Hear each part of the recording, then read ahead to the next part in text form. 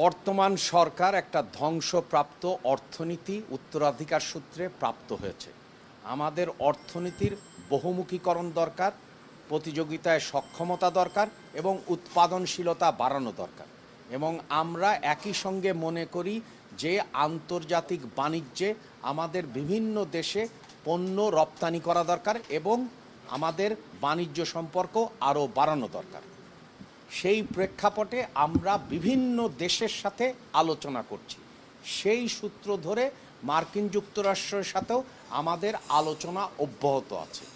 যে চুক্তির কথা আপনারা বললেন, এই চুক্তি আমরা মনে করি, আমাদের সরকার মনে করে যে আমাদের যে কোনো চুক্তির প্রতি শ্রদ্ধাবোধ থাকা দরকার। চুক্তি যদি আমরা লক্ষ্য করি তাহলে দেখব যে চুক্তির ধারাগুলোতে আছে যে পর্যায়ক্রমে আমরা বিভিন্ন ধরনের কনসালটেশন করতে পারবো। এবং আজকের আলোচনায় আমরা দুই পক্ষই সম্মত হয়েছি যে আমাদের বিভিন্ন বিষয় সম্পর্কে, বিশেষ করে বহুমুখীকরণ এবং প্রতিযোগিতায় সক্ষমতা এবং সাথে সাথে আমাদের উৎপাদনশীলতা বৃদ্ধিতে দুই দেশ কিভাবে একসঙ্গে কাজ করতে পারে এবং কি ধরনের প্রক্রিয়া বা মেকানিজমের মাধ্যমে সেই কাজগুলো আরও বাড়ানো যায়।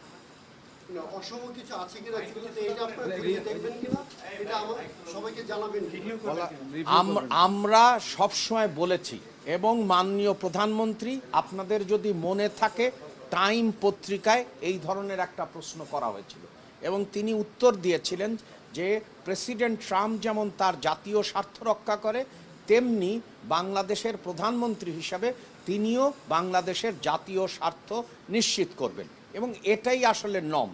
এবং সেই জন্যেই আমরা যেটা গুরুত্ব দিয়েছি সেটি হচ্ছে যে বিভিন্ন পদ্ধতি এবং মেকানিজমের মাধ্যমে যাতে মার্কিন যুক্তরাষ্ট্রের সাথে আমরা এমনভাবে কাজ করতে পারি আমাদের আরও রপ্তানি বাড়ে এবং সেই ক্ষেত্রে বহুমুখীকরণ করা দরকার। আমরা বিভিন্ন বিষয়ের কথা বলেছি, যেমন হচ্ছে যে ঔষধের কথা বলেছি, যে ঔষধ কিভাবে বাড়তে পারে, অথবা মার্কিন যুক্তরাষ্ট্রের যেমন কৃত কৌশল বা টেকনোলজি এবং ইনোভেশনের দক্ষতা আছে, সেই দক্ষতাটাকে আমরা কিভাবে প্রতিযোগিতায় সক্ষমতা এবং উৎপাদনশীলতা বাড়াতে পারি। তৃতীয়, আমরা যে সময় বলেছি যে মার্কিন যুক্তরাষ্ট্রের বর্তমান প্রশাসন আসার পরে তাদের কতকগুলো প্রাতিষ্ঠানিক ব্যাপারে সংস্কার ঘটেছে, যেমন আপনারা জানেন ইউএসএআইডির ক্ষেত্রে। তাহলে আমাদের কি ধরনের মেকানিজম দরকার যার মাধ্যমে আমরা ইকোনমিক রিলেশনশিপটাকে, অর্থনৈতিক সম্পর্কে আরও বাড়াতে পারি এবং তার সাথে সাথে অন্যান্য যে আরও সম্পর্কগুলো আছে সেই সম্পর্কগুলো বাড়ানোর কিভাবে পদ্ধতি হতে পারে, সেটা নিয়েই মূলত আলোচনা হয়েছে যে আমরা চুক্তির প্রতি শ্রদ্ধাশীল, সাথে সাথে আমরা মনে করি বহুমুখীকরণ করা দরকার, উৎপাদন সক্ষমতা বাড়ানো দরকার এবং উৎপাদনশীলতা বাড়ানো দরকার। সেই জন্যে আরও কি বিষয় নিয়ে আমরা ভবিষ্যতে কাজ করতে পারি।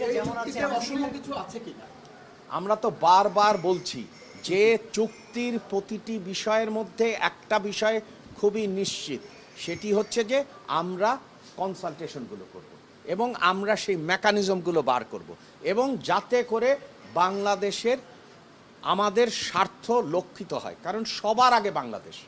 এই বিষয়ে এই চুক্তির কারণে কি অন্য দেশের সাথে বাণিজ্য করতে সংকট তৈরি হবে কিনা? আমি বারবার বলেছি যে বাংলাদেশ কোনো এক্সক্লুসিভ রিলেশনে বিশ্বাস করে না, বাংলাদেশ ইনক্লুসিভ রিলেশনে বিশ্বাস করে।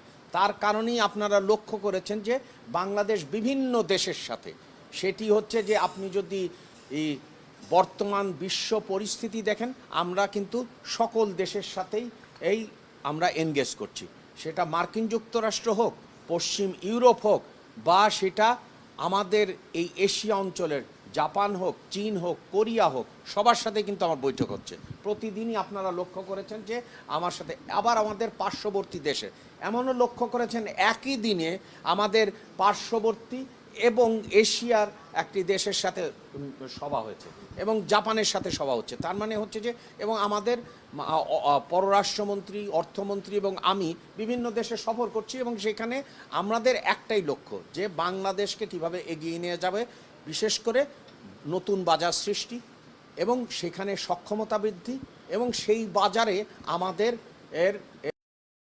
উপস্থিতি আরও বাড়ে।